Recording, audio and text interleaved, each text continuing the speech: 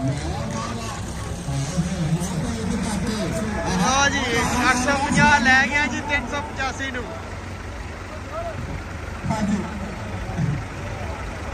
दुनिया देखती है कि 1 सेकंड जी कोडी पई आ। हाँ जी क्योंकि चौधरी अजीम भाई अरशद खान मारे कौडी कहते 1 सेकंड आ। बहुत ही स्वाद वाला माहौल है जी अज माशा। अच्छा एक बार मौसम खराब है दुनिया काफी जोर आ गई दुनिया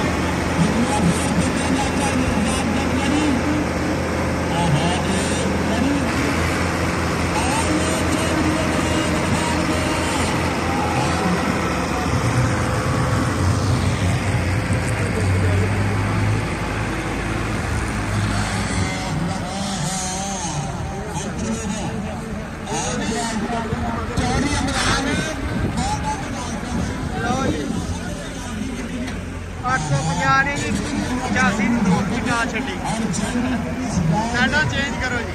इतने मैंने ना एक गल याद आई तेरी फादर कहती अम्मी कुड़ी कहती अम्मी राती मैंने ख्वाब आया मेरी 1 लाख समान ते एक जमीन ते लगे तेरे पावे धीए राती मिलूगा तो देख ला माहौल 850 बाबू आओ दिन करके मरूद कर दे